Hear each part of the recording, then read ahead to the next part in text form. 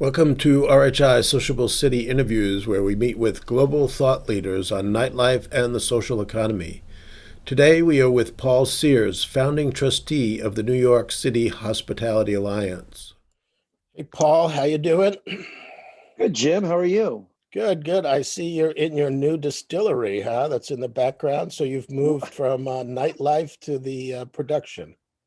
I have. I don't know. I'll probably always still be in nightlife to some extent, but yeah, I mean that shift was happening long before the pandemic.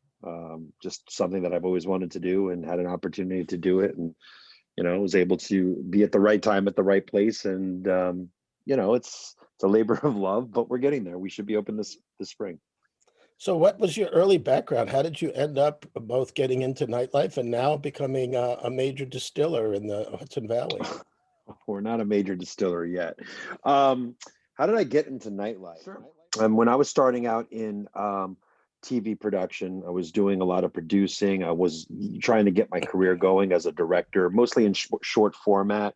I was doing commercials and promotional spots for cable networks and things like that, more on the creative side of things. But while I was trying to get that career going, nightlife was an amazing opportunity for me to jump in and actually be able to do my craft during the week and then work in a bar or a club on the weekends or at night or during the week at night. And it was somebody, a friend of my roommate who was a DJ at the time, asked me if I would come in and cut, because I was DJing as well, asked me if I would cover for him on a night. I said sure. And so I met the owners and we started talking, and one thing led to another, and I ended up becoming a door person and then a manager. While my commercial career was kind of growing, I was able to stay in nightlife and keep those friends and keep those relationships going. And then even when it took off and I was able to start now getting into ownership, I always had a stake in some level of business when it came to hospitality, whether it was a restaurant, bar, pub, nightclub, something at that point, because it's something I really enjoy. I love the idea of creating a sociable space for somebody to come in and enjoy themselves and create new memories in their life, and just to have a place where that could be a part of that. I think it's to me. I mean, it doesn't seem very noble, but I think it's kind of a noble act. No, no, I agree with you. I think the whole idea of looking out into a crowded room where people are enjoying themselves is really what gives you satisfaction if you're in this industry.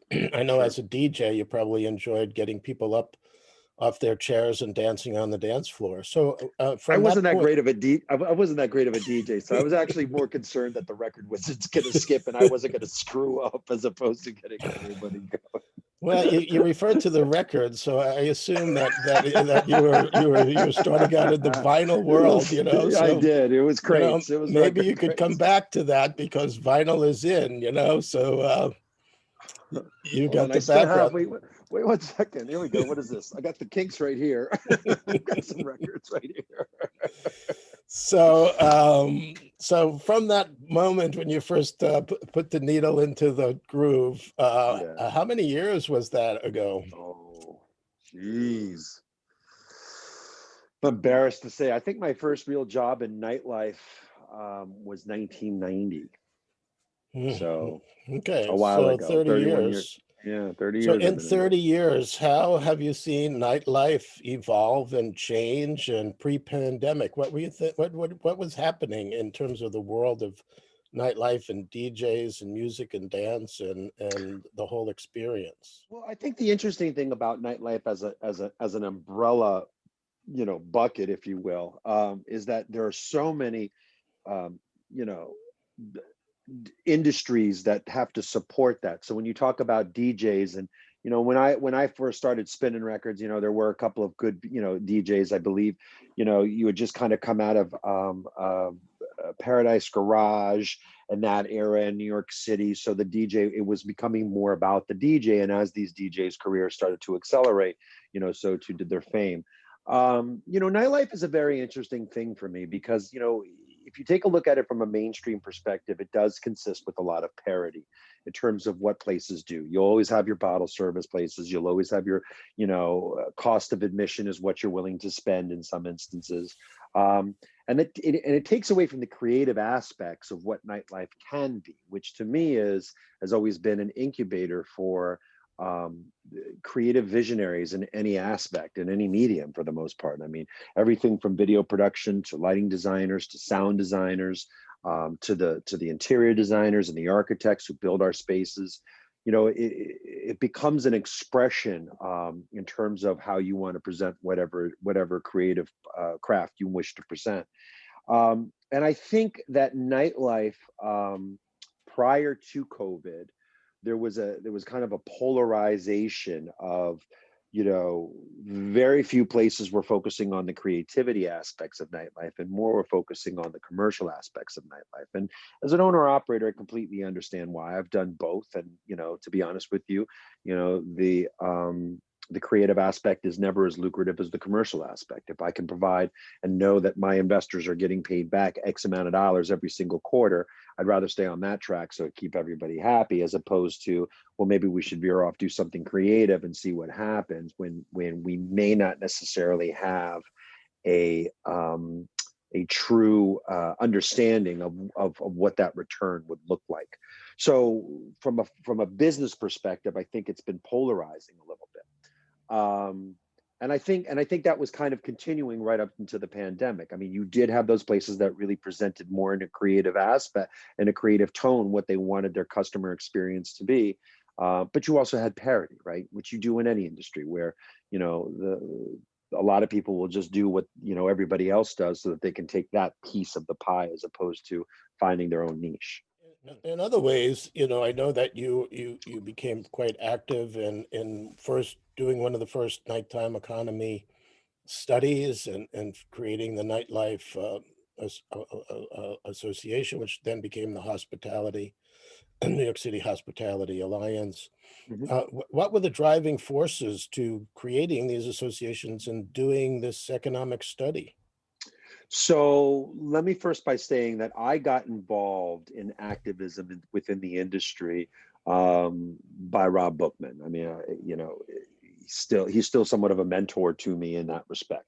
Um, and I got involved simply because this was during the Giuliani days of New York City, and we believed that our venue was unfair. At the time, there was a older law on the books called the Nuisance Abatement Act, and essentially what it had and what the Nuisance Abatement Act was originally created for was to, you know, to stop, like, you know, garages becoming chop shops, or you know, laundromats becoming a drug dealer's, you know, place, or where illicit activities are happening where maybe people don't understand it. And Giuliani ended up weaponizing it against nightlife to start going after certain venues for whatever reason. And he targeted certain areas and certain districts simply because he was getting pressure from God knows where. And so we got nuisance abated once, and we thought it was, you know, when you read it, it's all made up stuff and undercovers, and they're just building a case against you. And you know, I wasn't going to stand for it. I thought our voice wasn't heard. You know, when I brought the case, Rob Bookman was representing us at the time. He's always represented us. But when I brought it to him, he said, "Yeah, this is really unfair. We should fight this. Let's fight it as far as we can and see what we can do." And that's how I got into activism. Um, you know, the economic impact study was designed for the original economic impact study for nightlife establishments in New York City was originally created for a very, very simple premise, in that we were starting to organize as a group. We had organized, the New York Nightlife Association came out of the Cabaret Association, which was simply a group of operators that all had cabaret licenses at the time in New York City. And so as we developed and morphed into the Nightlife Association, we started getting heard more and more within the city, but elected officials still weren't listening to us. And so what we wanted to do is we wanted to present a best case uh, that really showed how important this industry was to the city. And that's how we came up with the economic impact study. And then from there, once we released the economic impact study, we were invited to the table for conversations. 2006 was a very, very difficult time for New York City nightlife. We had 3 murders within nightlife establishments. Christine Quinn, who was the Speaker of the City Council at the time, convened a meeting at John Jay University, including electeds, including NYPD, FDNY, SLA, and the Nightlife Association. We were heard for the first time. And between that and the economic impact study, it really made a difference. And I think the evolution of all of our organizations, that I've been involved with, came out of a response to something. We formed the New York City Hospitality Alliance when the New York State Restaurant Association wanted the downstate chapter to kind of fall in line with everything that was going on in the rest of the state. And what we kept saying was that's not really fair, simply because New York City, the five boroughs, is a completely different type of industry and market, and therefore has different rules and settings. And we were kind of happy. And so from there, the Nightlife Association left. Left the Restaurant Association, and we formed the New York City Hospitality Alliance and hired Yeah, Andrew, and here we are. yeah, I know, and it's been a great advocacy for for the industry. And I know you have a council member who, embraced the whole idea of the night mayor, and was the first in the U.S. to formalize an office of nightlife with a staff that kind of also includes Andrew chairing an advisory task force. So New York City is really unique in that it has an office through the mayor. You've got a very organized and effective association, and you have this advisory task force. So it's a Mhm. combination of three kind of platforms for either looking at policy regulation and as well as having a voice to advocate for the interests of the industry. But there was a lot of changes that were happening in terms of residential development and the migration of nightlife to Brooklyn because of some of the impending restrictions on new venues in Manhattan itself. And I know these things really kind of culminated in really a higher level of advocacy with these three mechanisms, but then COVID happened.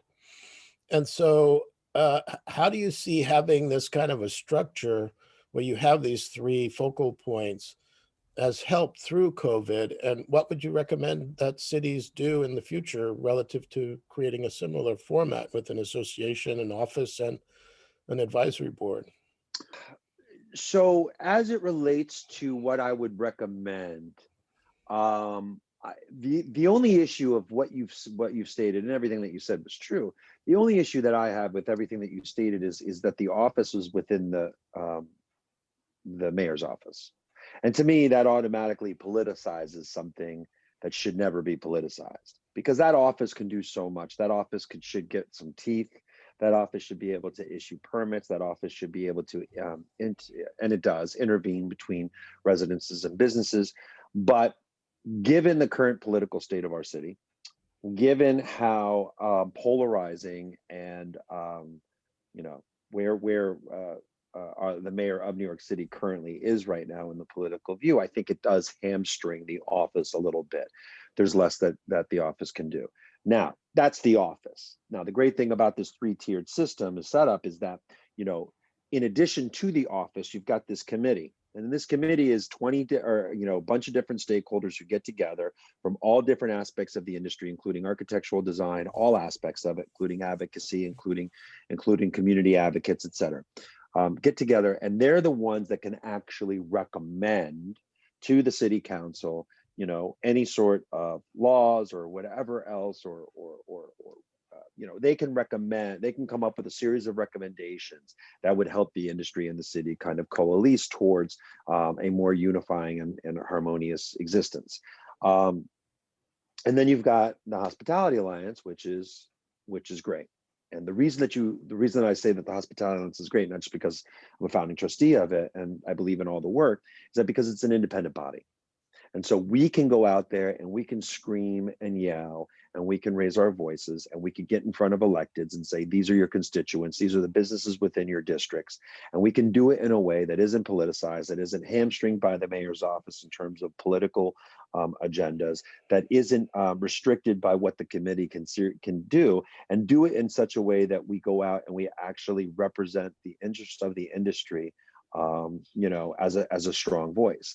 Now, I believe, and maybe I'm wrong, but I believe the New York City Hospitality Alliance really made a mark on a national level once the pandemic hit, because everybody started realizing that we were able to, when we couldn't get effective change or what we needed out of the federal government, what we weren't getting out of the state, we could go to the city council and we could lobby for certain changes that would have immediate effect on businesses that were suffering because of the pandemic, i.e., continue the moratoriums on eviction, on commercial evictions and things like that, i.e., I